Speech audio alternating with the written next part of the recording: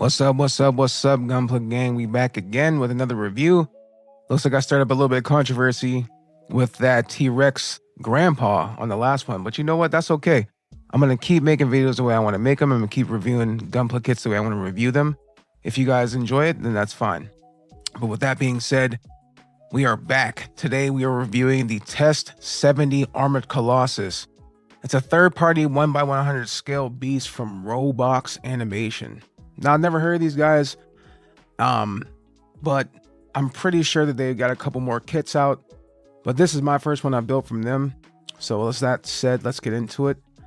We got your typical box of what I think there's 25, 26 runners here. This thing's huge.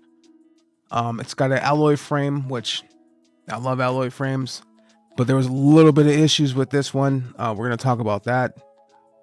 Also, it's got a sticker book, which is cool. You know what I mean? I like water slides. I like water slide decals. That's my stuff. I like the box art. Box art's dope. Here's the metal frame right here. Looks really good.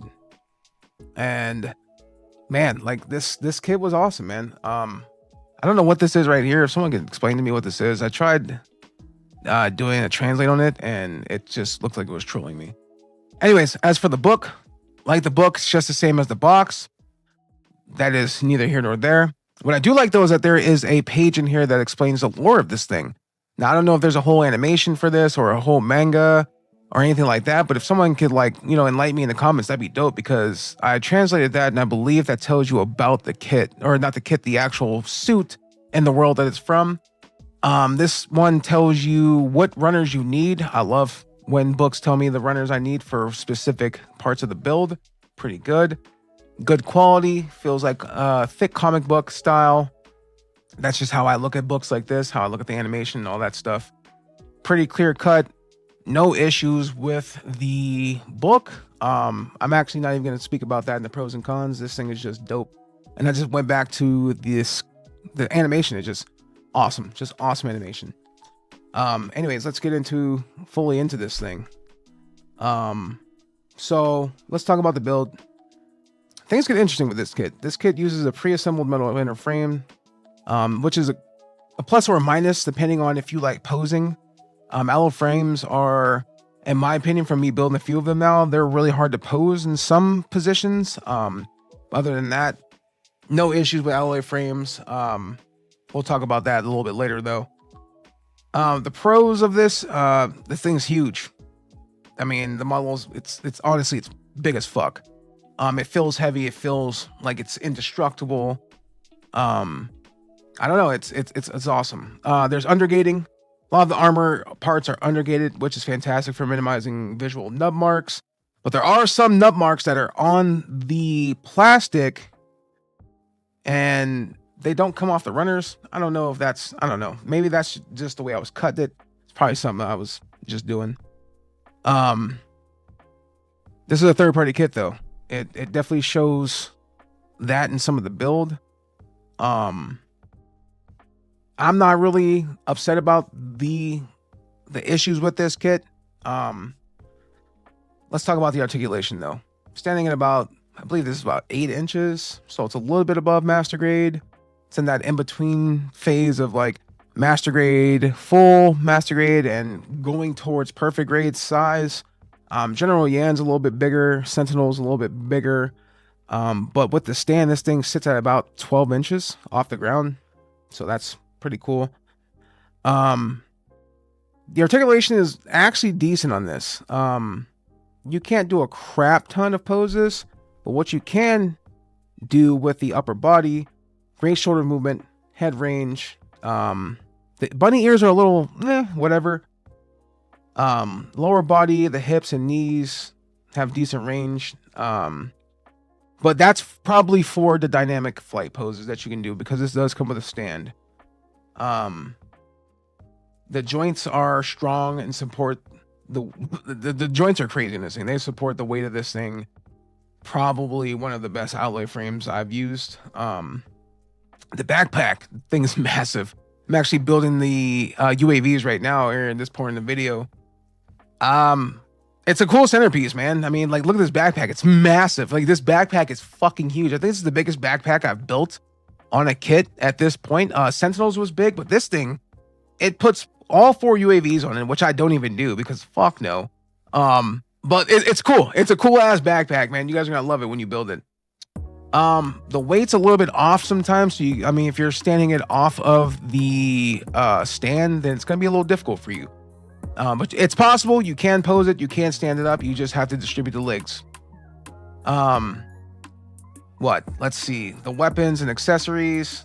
We'll talk about that a little bit. What I did here, though, I wanted to test it out. I put an LED light into this kit, guys. It doesn't come with LEDs, which I think it should. That's just me. But what I did was I took some of my LEDs. I took my battery starter and I threw in some just a quick little LED just for the chest. Come to find out though that was a bad idea for this frame. When you put all the armor pieces on top of this, that bright light that you guys see right there kind of disappears, and you kind of see that I put it at the beginning of the video so you guys can see what would it look like if you put an LED light in this thing. It's really hard to put LEDs into metal frames. I'm talking about like heads, one thing because the head's hollow. Putting it into the chest, the arms, the legs. I mean, if you're really gonna customize an alloy frame, guys, an alloy frame, you really gotta be on your game. And you gotta know how to do it. I wanted to see if I could put an LED in this thing just for shits and gigs, but it took away from the build time. If I wouldn't have put the LED in this thing, I probably would have built this thing in under 8 hours. But it took me all the way up to about 16 hours just because I was trying to fit this thing correctly. And if you'll see in the video, like about right here, I think I show the chest a little bit. It doesn't close the chest all the way. So if you're gonna do stuff like that, at the end of the day, be on your game, know what you're doing. The weapons are cool. I actually love the weapons on this. Both assault rifles become sniper rifles, which is pretty dope. You get 3 Chinese swords, 2 beam Chinese swords. Shout out to the cinnamon rolls.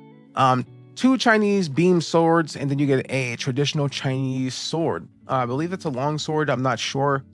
Please don't kill me in the comments, guys. Also, you get the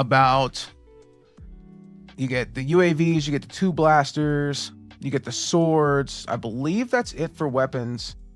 I am bending the kit right now just so you can see. Here's the traditional Chinese sword right here.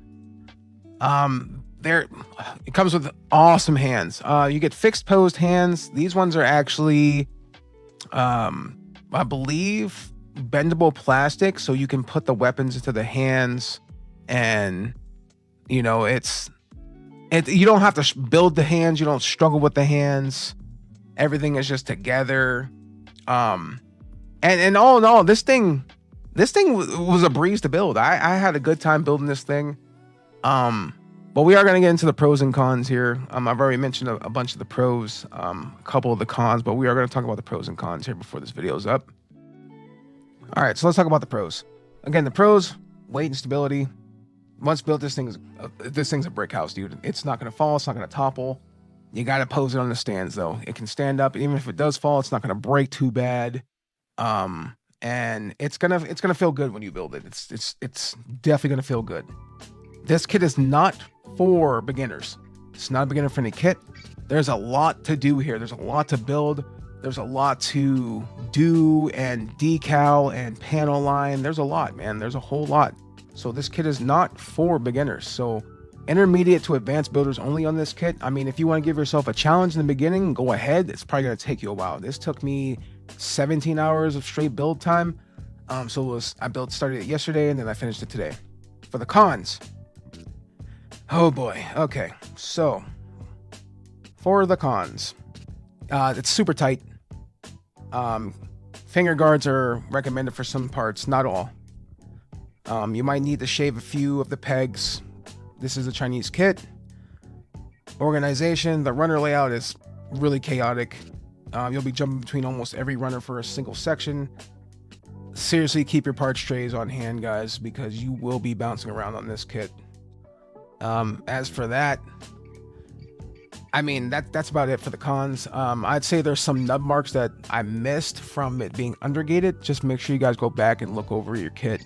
Make sure that you go back and you cut those nub marks like I did, and make sure you shape them down. Other than that, guys, super solid build. I had a great time building this thing.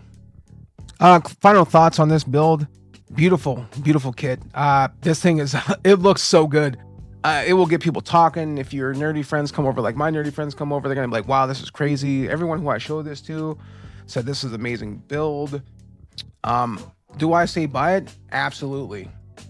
But just remember, this kit ranges from $86 to like $110. So keep that in mind before you go and spend money on this thing, guys, because this is up there with expensive kits.